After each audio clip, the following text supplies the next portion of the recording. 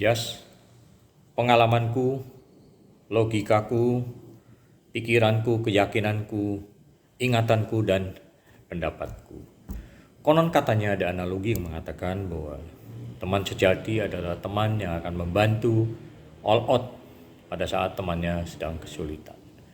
Demikian juga seorang pegawai, jangan sekali-sekali memanfaatkan kesempatan untuk kepentingan pribadinya tanpa pemberitahuan atau melaporkan kepada pimpinannya. Pengalamanku adalah demikian. Saya memiliki seorang teman karib yang sangat dekat sekali. Katakanlah itu teman SMA, dan saya sudah berteman sejak SMA, berinisial KE atau YE. Saking dekatnya, saya hampir sering sekali makan, tidur di rumah teman saya ini. Dan pertemanan saya ini juga diterima atau dengan baik oleh kakak-kakaknya dan maminya. Jadi tidak ada masalah dalam pertemanan ini. Nah, pada saat pertemanan itu terjadi, saya juga bekerja sebagai pegawai di bidang konstruksi, khususnya aluminium dan kaca. Nah, pada saat saya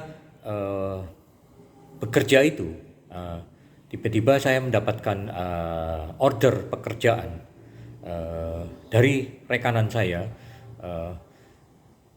di luar pekerjaan inti saya sebagai pegawai, yaitu saya bekerja di bidang aluminium dan kaca. Kemudian saya mendapatkan proyek di luar itu, yaitu untuk memasang teralis besi atau pintu teralis kalau tidak salah saat itu. Dari pekerjaan itu, karena saya merasa bahwa itu adalah hak saya di luar pekerjaan inti saya sebagai pegawai, maka saya tidak melaporkan atau memberitahukan kepada pimpinan saya. Dan pekerjaan itu ternyata memberikan hasil atau memberikan profit yang cukup besar kepada saya, sehingga terbersit dalam pikiran saya untuk dipergunakan membeli mobil pribadi gitu. Singkat kata, karena meskipun lumayan, tetapi saya ragu-ragu untuk membeli secara pribadi, sehingga saya mengajak join dengan teman karib saya ini untuk membeli mobil dengan kesepakatan down payment bagi 2, cicilan bagi 2 gitu. Namun karena saya tidak punya rekening koran bank, teman saya juga tidak punya rekening koran bank, kemudian teman saya ini menawarkan untuk menggunakan nama kakaknya, atau intisarinya yang maju kepada leasing adalah teman kakak saya ini, kakak teman saya ini, sehingga akhirnya leasing disetujui, mobil kita dapatkan, kemudian mobil ditaruh di tempat teman saya ini karena saya tidak punya garasi, dan mobil itu juga akan kita sepakati untuk digunakan pada Sabtu dan Minggu saja berdua gitu. Jadi tiap hari Sabtu dan Minggu kita jalan-jalan berdua. Selain hari itu kita hanya pakai motor. Waktu itu adalah motor teman saya, jadi saya selalu ikut ngegonceng sama dia kemanapun kita pergi gitu kan. Jadi saking deketnya gitu kan. Jadi kadang pulang sekolah juga sampai malam gitu kan, ngobrol, makan, minum, main rik-rikan, main waktu itu masih zamannya radio komunikasi ya, CB antara CB ya kalau nggak salah, radio CB waktu itu, Orari lah kalau waktu itu. Nah, dalam perjalanan waktu ternyata terjadi masalah, yaitu saya kemudian mengundurkan diri dari pekerjaan saya. Dan pengunduran diri ini saya secara tiba-tiba karena mungkin ada masalah pribadi, dan tentunya secara tiba-tiba itu membuat saya secara finansial tidak punya cadangan, sehingga setelah saya mengundurkan diri dengan baik-baik, bicarakan dengan baik-baik gitu kan, kemudian saya kos gitu kan.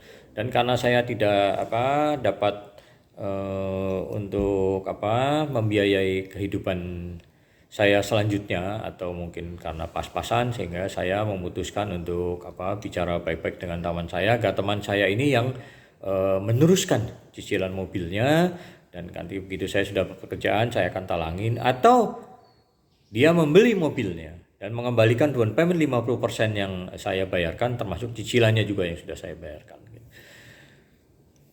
Kenapa? Karena ya saya akan pakai uang itu sebagai untuk modal bekerja saya gitu. Karena pada saat saya mengundurkan diri, saya tidak menyangka bahwa pimpinan saya juga menghubungi rekanan-rekanannya gitu kan, dan menyatakan bahwa saya sudah berhenti bekerja. Jadi kalau sampai saya mengambil sesuatu barang, nah gitu kan, itu bukan tanggung jawab pimpinan saya. Jadi saya dianggap ada potensi untuk beritikat baik menurut pimpinan, beritikat tidak baik menurut pimpinan saya. Cuman saya menyesalkan sekali gitu kan. Karena saya pun juga memang mendatangi supplier atau rekanan dari pimpinan saya ini, tapi saya juga menyatakan bahwa saya sudah keluar. Dan kalau saya mendapatkan pekerjaan, apakah saya bisa dibantu? Ada beberapa supplier juga yang bersedia membantu saya. Tapi dengan itikat baik, kemudian kalau saya dapat proyek juga saya membawa surat perintah kerjanya atau kontraknya untuk saya sampaikan kepada supplier saya yang juga mantan rekanan dari pimpinan saya. Terkait permintaan saya untuk teman saya membayari men-take over mobilnya, ternyata tanpa diduga sama sekali dia menolak dengan keras dan bahkan mengatakan bahwa kalau saya tidak melanjutkan artinya duit saya hangus. Sedih sekali kan ya, kesal sekali dan sedih sekali. Pada saat saya kesulitan bukannya dibantu, tetapi justru malah saya diinjak dalam tanda kutip. Sehingga ya walaupun saya berusaha keras untuk mengingatkan dia gitu kan tentang kesepakatan bahwa ini adalah sahamnya 50-50, namun karena dia bersikeras ya sudah, saya tidak bisa apa-apa karena secara hukum kalaupun saya mempermasalahkan, jelas saya tidak punya bukti atau buktinya minim lah. Tetapi secara de facto ya kan jelas dia tahu benar bahwa mobil itu adalah saham berdua gitu kan, milik berdua gitu kan.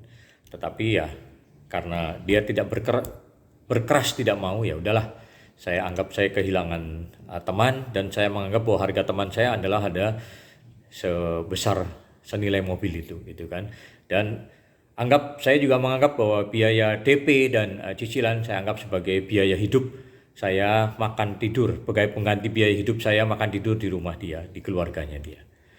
Demikianlah, memang terkadang kita tidak tahu hati orangnya gitu kan. Yang teman yang karib sekali, dekat sekalipun ternyata ya akan kelihatan pada saat kita menghadapi kesulitan. Apakah dia akan mensupport, tetap membantu, bersikap seperti biasa sebagai teman karib, ataukah sebaliknya.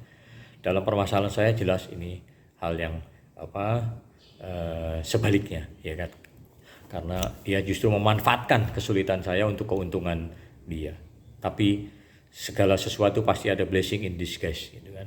Jadi apa yang saya dapat pelajari dari hal ini, yaitu bahwa saya menyadari bahwa setiap transaksi, baik dengan saudara kandung ataupun tidak, dengan teman dekat ataupun tidak, itu harus jelas isi perjanjiannya hitam di atas putih gitu kan. Dan demikian juga apabila kita dalam kapasitas sebagai pegawai, usahakan jangan memanfaatkan jabatan kita untuk kepentingan pribadi, karena sebetulnya itu adalah termasuk di dalamnya adalah juga kepentingan perusahaan atau milik perusahaan. Sehingga kalau kita memanfaatkan job kita di perusahaan untuk kepentingan pribadi, ya mungkin akan terjadi seperti ini. Semoga pengalamanku ini dapat berguna dan bermanfaat. Salam sukses. Yes.